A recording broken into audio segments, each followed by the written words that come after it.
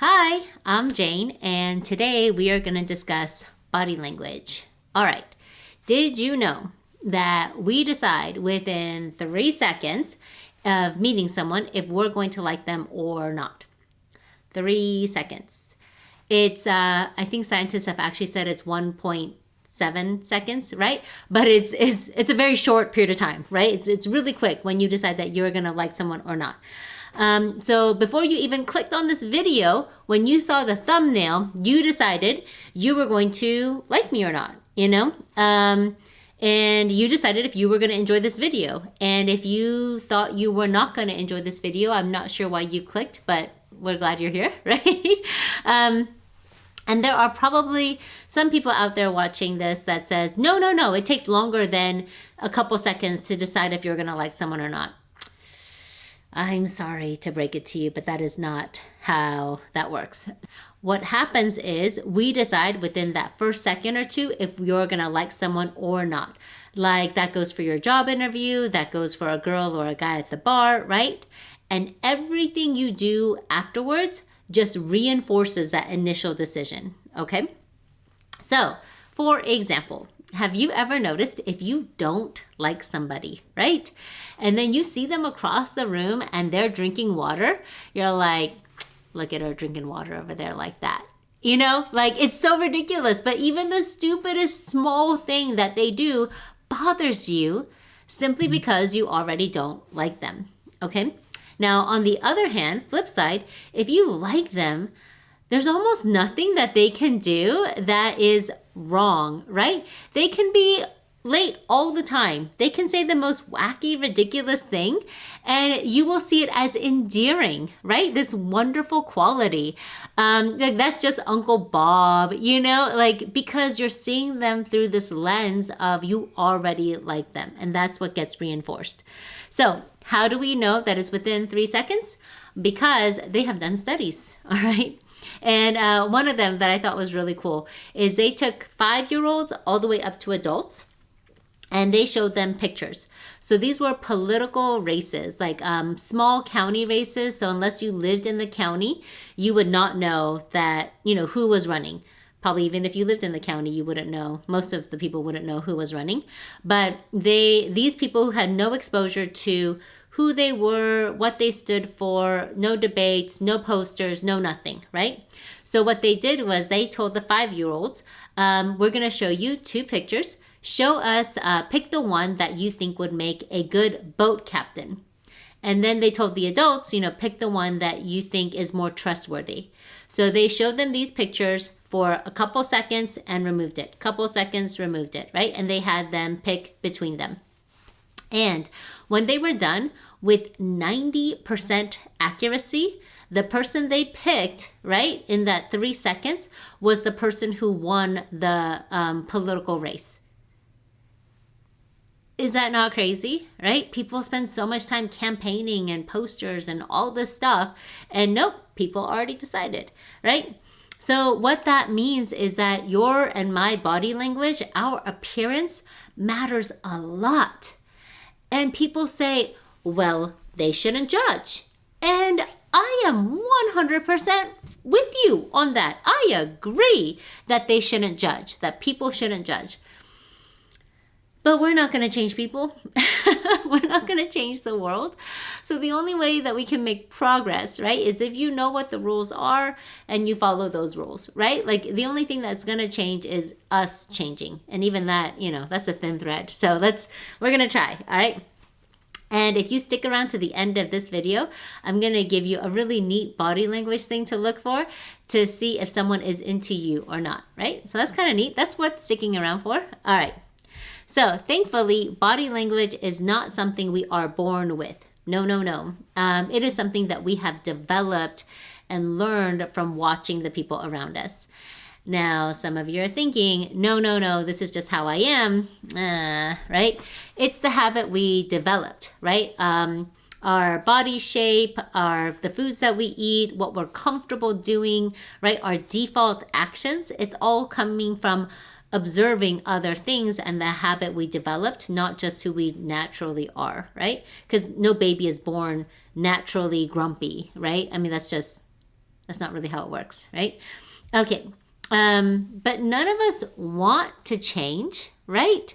We're all comfy, cozy, exactly the way we are.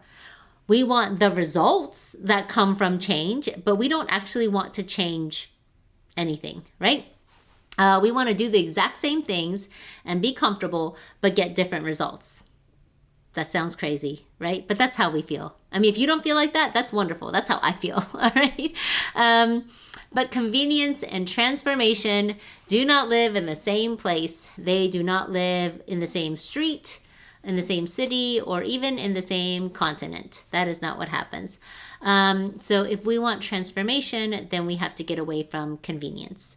So first, I want to mention a book. It is called The Definitive Book of Body Language by Alan and Barbara Pease. Pease, all right? Because it would be arrogance for me to think in this short YouTube video that I'm going to go over everything that you ever wanted to know about body language. That's not how this works. And if we think about it, these people, authors, right? The people who write books, they spend years of their lives researching and studying and writing to write this book, and you and I get to read it in what is a couple hours or a couple weeks, right? That's called condensing time frames, So with body language, like so many other things, most of it comes from observing people, right? And studying movements.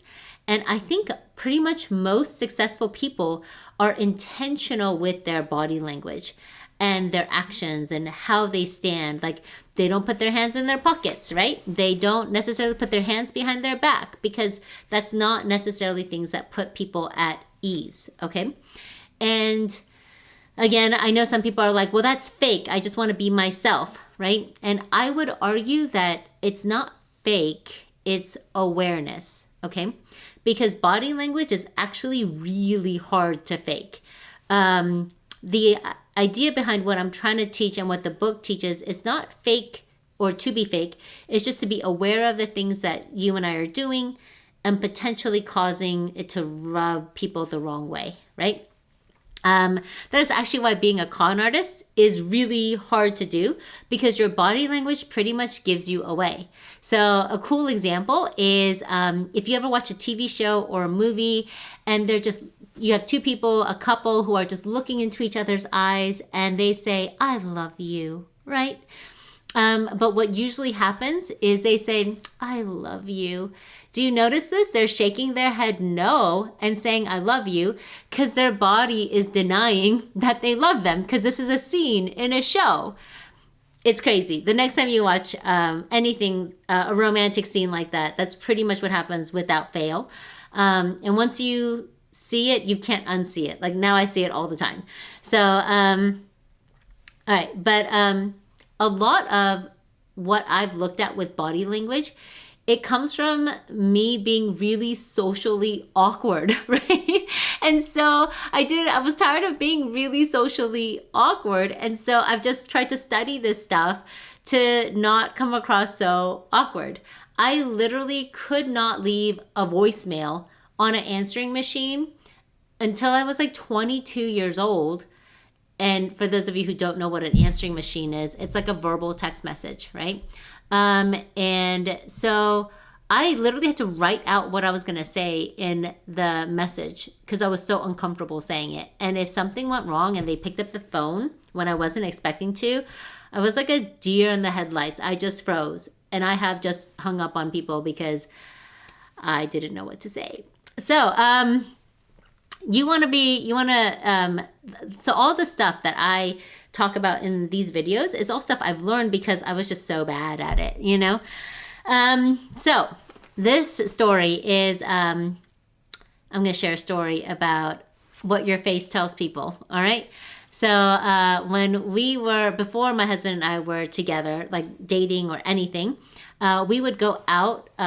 This was in California, and one of our really good friends, he was gay, so he wanted to go to a gay bar.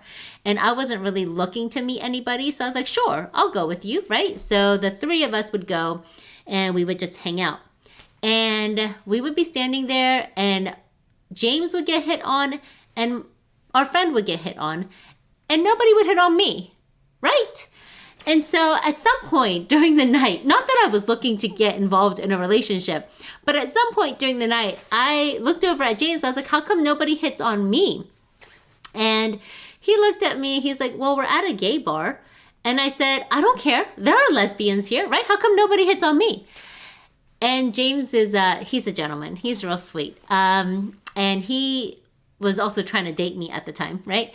So he said, so you don't look very approachable. I was like, what does that mean? You know? And he said, so do you know what RBF means?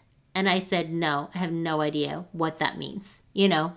And he said, so it's called resting unpleasant face.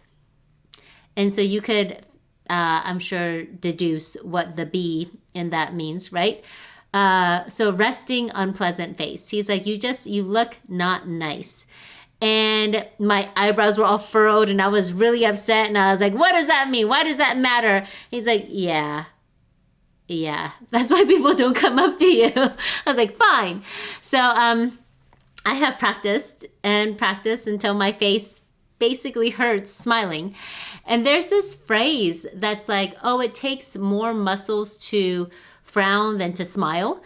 And that might be true. I'm sure it's true scientifically, but it matters what muscles you use, right? So my frowny muscles, my eyebrows furrowed, those were used a lot. And my smiling muscles, not so much, right? And my cheeks are really big. My entire family has these apple cheeks, right? And so I think it takes a lot more muscles to smile. But anyways, I have practiced a lot and now I've learned to smile and I'm aware if my face is all furrowed and frowny, right? So the idea is that you can train yourself to be more approachable if that's what you want, right? I'm just going to give a couple other quick things. And the main thing I think is your smile, right? People can tell. Like if I could see all of you and I would say, raise your hand if you could tell if someone is fake smiling, right? It's the camera smile. My husband hates the camera smile because it looks so fake. I'm like, this is what we do because we're in front of a camera, right? That's why they call it that. But if you can do your best to have a genuine smile, then people can tell, right? Because you're being fake. And an issue I had was I didn't laugh out loud. So when I laughed, it literally looked like this. And your phone didn't go mute. I just didn't make sounds. And my brother told me that I looked like I was having a seizure every time I laughed. So now I make sounds when I laugh, and that took a long time, all right? It really did. And you might be thinking these are stupid things that you had to fix. I'm like, they're my stupid things, okay? You probably have stupid things too. I'm just sharing some of my stupid things. Handshakes is probably another really big thing, but this video is already getting kind of long. So if you want to see something on handshakes and how and why and what people do, then you can comment in the videos. You can comment below and we'll make one for that. If you don't want to change, I get it. You don't have to, right? But I assume you clicked on this because you want something to change in your life, and the best way to do that is for us to change the little things that we do, right? I did mention that if you stuck around, I would give you one more cool thing, right? So it's not gonna work with the feet. I can't see the feet. So how can you tell if somebody likes you or not? And this doesn't have to be like they like you, like they want to be in a relationship with you, but this can just be that they're interested in you, right? They're interested in the conversation that you're having. So you know if you're losing them that you should probably stop talking or switch subjects or something. So if I'm talking to you and I am interested in what you're saying, then the feet are the giveaway. Who would have thought, right? That my feet are going to be facing you, okay? If I am not into this conversation, if I'm looking for the exit, then my feet are actually going to be pointed away from you, right? It's crazy. If I'm mad at James and we're in the car together, like if this is the passenger and that's not right. if this is the passenger and that's the driver, there you go, I'm doing the video, then my body goes like this and my arms are crossed and I'm totally like not wanting to talk to him at all. And he can tell. But it's just your feet are going to give away if you're interested in somebody or not, if you're interested in what they're saying or not, because it's how they position, and no one ever pays attention to their feet. But now you will, and now you know. Thank you so much for watching. I hope that this helped. A little bit of Body Language 101.